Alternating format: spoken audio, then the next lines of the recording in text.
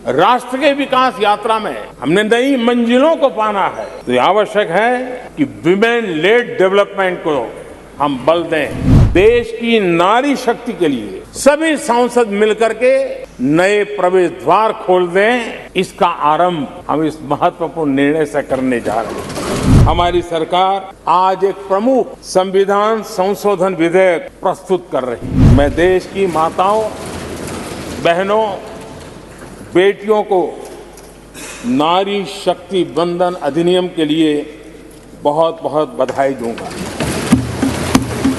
आश्वस्त करता हूं कि हम इस बिल को कानून बनाने के लिए संकल्पबद्ध है। दोनों सदन के सभी माननीय सांसदों से इसे सर्वसम्मति से पारित करने के लिए प्रार्थना करते हुए आपका आभार व्यक्त करता हूं।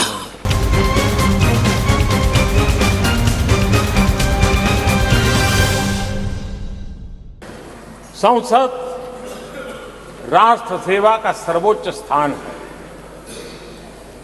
ये संसद दलहित के लिए नहीं है। हमारे संविधान निर्माताओं ने इतनी पवित्र संस्था का निर्माण दलहित के लिए नहीं, सिर्फ और सिर्फ देश हित के लिए किया।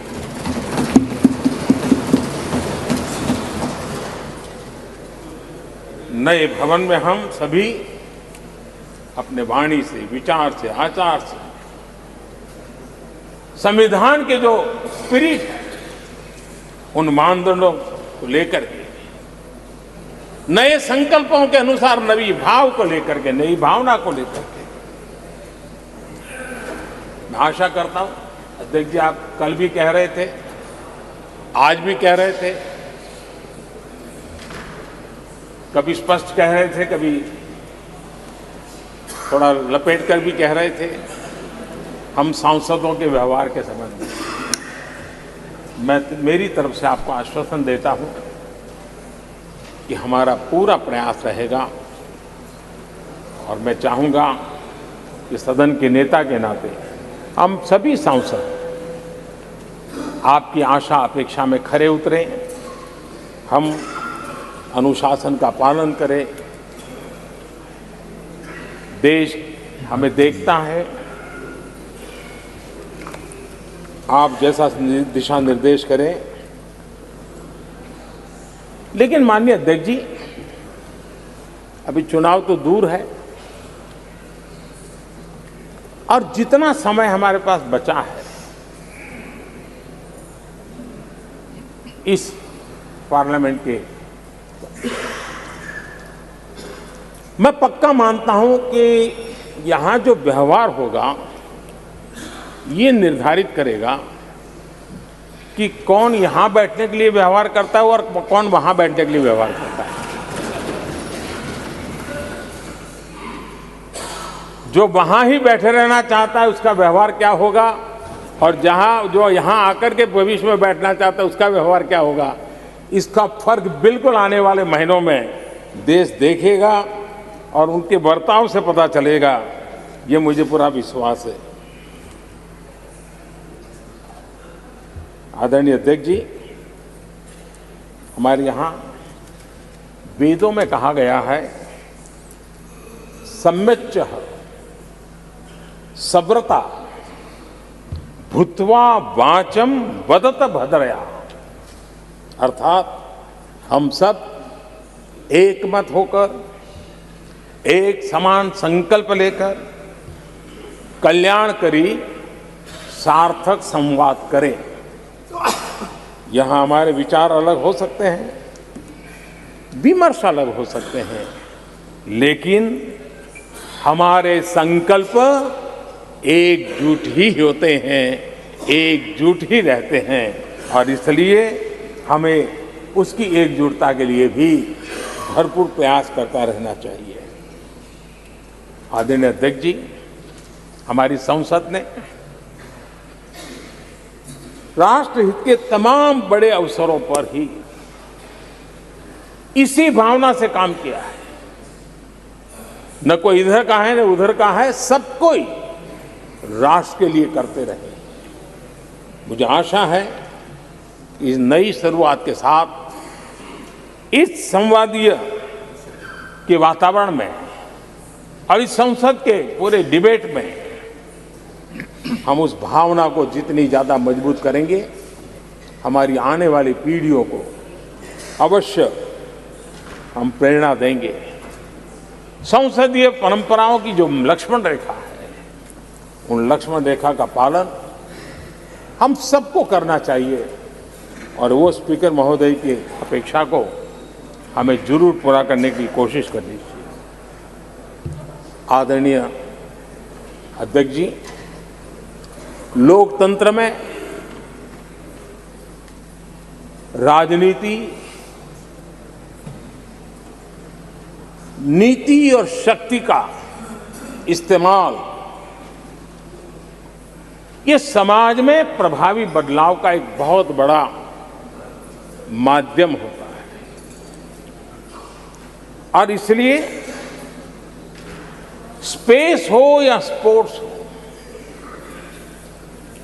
स्टार्टअप्स हो या सेल्फ हेल्प ग्रुप हो, हर क्षेत्र में दुनिया भारतीय महिलाओं की ताकत देख रही है। G20 की अध्यक्षता, विमेन लेड डेवलपमेंट की चर्चा,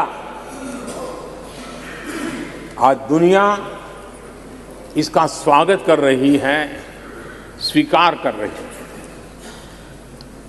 दुनिया समझ रही है कि सिर्फ महिलाओं के विकास की बात इनफ नहीं है। हमें मानव जाति की विकास यात्रा में उस नए पड़ाव को अगर प्राप्त करना है, राष्ट्र के विकास यात्रा में हमने नई मंजिलों को पाना है, तो ये आवश्यक है कि विमेन लेड डेवलपमेंट को हम बल दें और G20 में भारत की इस बात को विश्व ने स्वीकार किया है।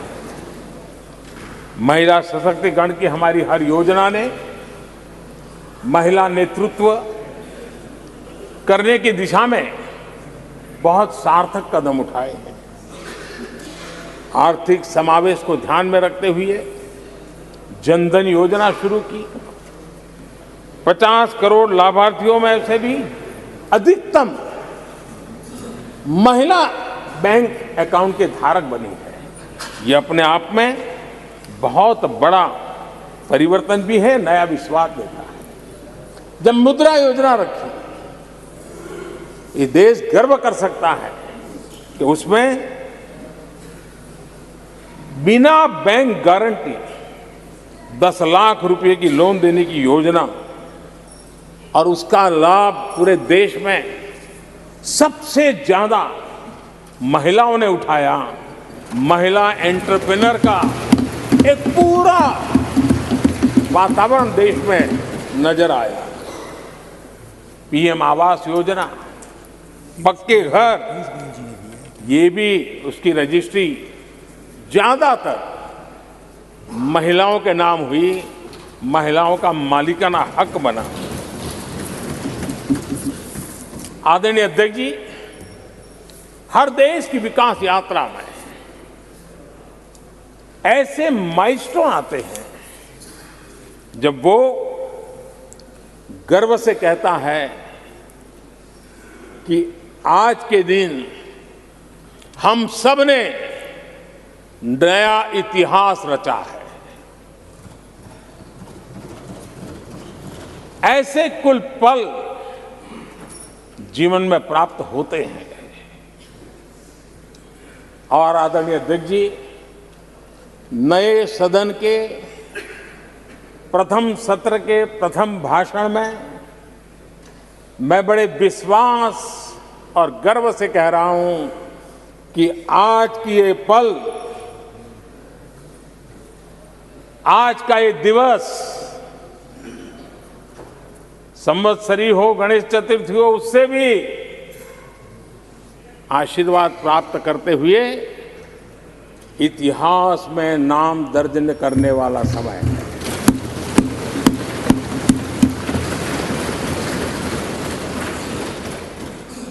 हम सब के लिए पल गर्व की पल है। अनेक वर्षों से महिला आरक्षण के संबंध में बहुत चर्चाएं हुई हैं, बहुत वाद विवाद हुए हैं। महिला आरक्षण को लेकर संसद में पहले भी कुछ प्रयास हुए हैं। 1996 में इससे जुड़ा बिल पहली बार पेश हुआ था। अटल जी के कार्यकाल में कई बार महिला आरक्षण का बिल पेश किया गया, कई बार, लेकिन उसे पार कराने के लिए आंकड़े नहीं जुटा पाए और उसके कारण वो सपना अधूरा रह गया। महिलाओं को अधिकार देने का, महिलाओं की शक्ति का उपयोग करने का वो काम, शायद ईश्वर ने ऐसे कई पवित्र काम के लिए मुझे चुना है।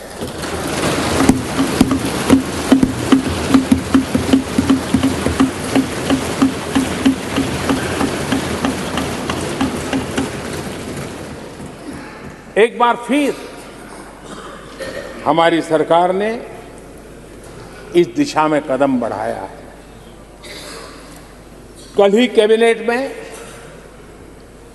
महिला आरक्षण वाला जो विधेयक है उसको मंजूरी दी गई है।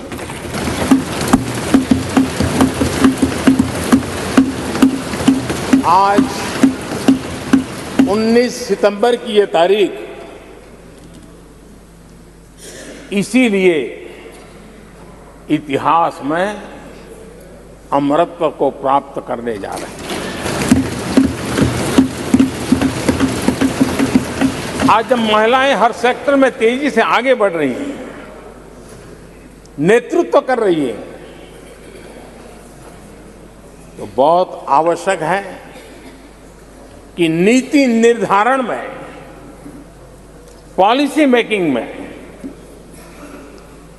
हमारी माताएं, बहनें, हमारी नारी शक्ति अधिकतम योगदान दें, ज्यादा से ज्यादा योगदान दें। योगदान ही नहीं, वे महत्वपूर्ण भूमिका निभाएं। आज इस ऐतिहासिक मौके पर नए संसद भवन में सदन की पहली कार्यवाही के रूप में, उस कार्यवाही के अवसर पर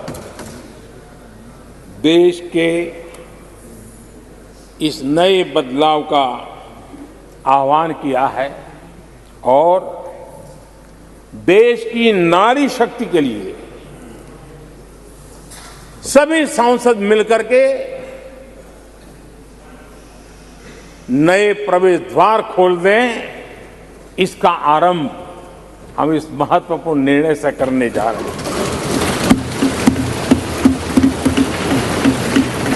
विमेन लेड डेवलपमेंट के अपने संकल्प को आगे बढ़ाते हुए हमारी सरकार आज एक प्रमुख संविधान संशोधन विधेयक प्रस्तुत कर रही है।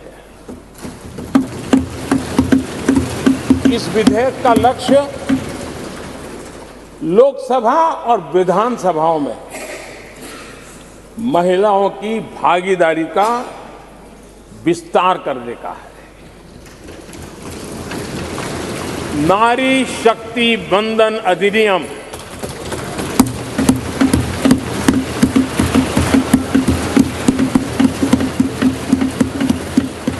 नारी शक्ति वंदन अधिनियम, इसके माध्यम से हमारा लोकतंत्र और मजबूत होगा।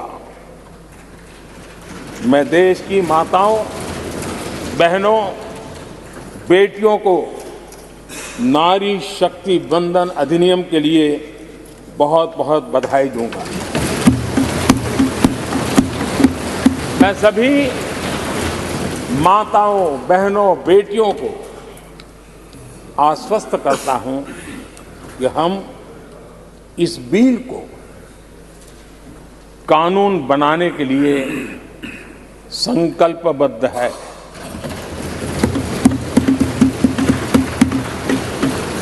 मैं इस सदन में सभी साथियों से आग्रहपूर्वक निवेदन करता हूं, आग्रह भी करता हूं, और जब एक पावन शुरुआत हो रही है, पावक विचार हमारे सामने आया है, तो सर्वसम्मति से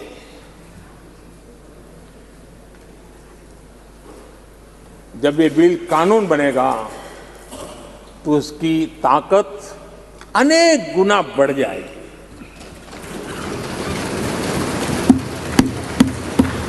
और इसलिए मैं सभी माननीय सांसदों से, दोनों सदन के सभी माननीय सांसदों से इसे सर्वसम्मति से पारित करने के लिए प्रार्थना करते हुए आपका आभार व्यक्त करता हूं कि इस नए सदन के प्रथम सत्र में मुझे आपने मेरी भावनाओं को व्यक्त करने का अवसर दिया। बहुत बहुत धन्यवाद।